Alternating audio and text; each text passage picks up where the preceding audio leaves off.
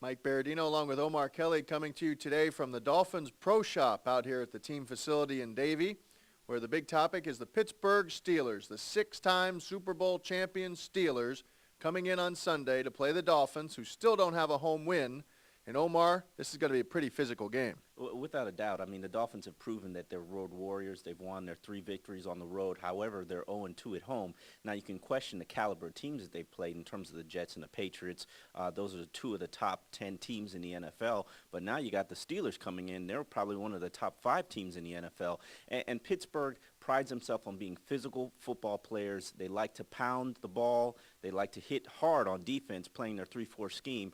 Recently, James Harrison sat out today's practice, or actually was sent home, just because he's contemplating retirement after receiving a $75,000 fine. But, you know, as we talked about, I think the Steelers are probably one of the few teams that the Dolphins don't match up well with, Pittsburgh and Baltimore, because those are 2 teams that are more physical than the Dolphins. See, you introduced a new topic there, and you completely threw me off. But James Harrison, an important aspect of this, because that's a distraction, and the Dolphins trying to limit distractions. Steelers have a big one. I'm sure he's going to play in this game, right? We don't expect him to retire, but still something that they're all worried about in Pittsburgh. Keep in mind the Steelers' defense averaging just 64 yards allowed rushing per game, number 1 in the NFL. The Dolphins have dropped all the way back to 14th in rushing offense. Some good news, though, that rookie right guard John Jerry back working with the first team. We haven't seen John Jerry in a game since week 2. Dolphins running game really could use him, especially his pulling ability. Pat McQuiston back to second team. Also, fullback Lusaka Polite, who's played every game since he got here 2 years ago with a big brace on his left knee, was on the side working with trainers this morning. That's one reason why Dion Anderson was signed from Dallas. Omar, how important is it that Lusaka Polite be leading that run game into the hole? I certainly think it changes your formations that you can use. Dion Anderson, he's not familiar with the offensive play calling. He's not familiar with the schemes, and I know he's coming from Dallas, where the Dolphins like to pick up all of their leftovers.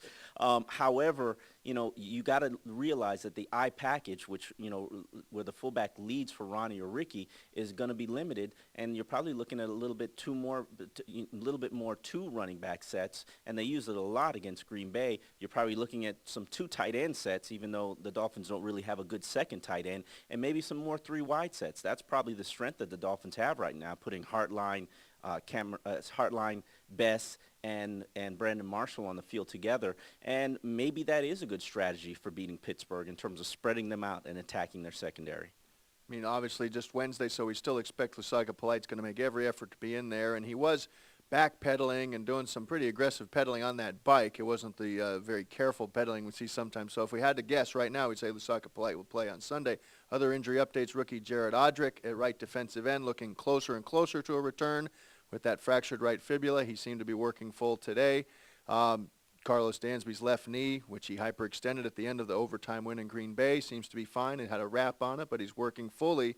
And so then you come to the idea of takeaway margin, and the Steelers number 2 in the game in that +9, Dolphins -3. How big an issue is this going to be facing a Steeler defense that knows how to get the ball out? You know, I think the only chance that the Dolphins have of beating the Steelers is to force turnovers and make Ben cough the ball up, force some Mendenhall fumbles. The Dolphins are a very conservative team. They take Mike Tomlin talked about it today. This is a team that does not beat themselves. That's been the trend for 3 years. The Dolphins won't beat themselves, especially at home, but they got to force Pittsburgh into making some mistakes and capitalizing on them. You done? Absolutely. Okay, good. That was a marathon session out here at Dolphin Camp. We hope you enjoyed it. For Omar Kelly, I'm Mike Berardino, sunsentinel.com. Next time we'll try to color coordinate.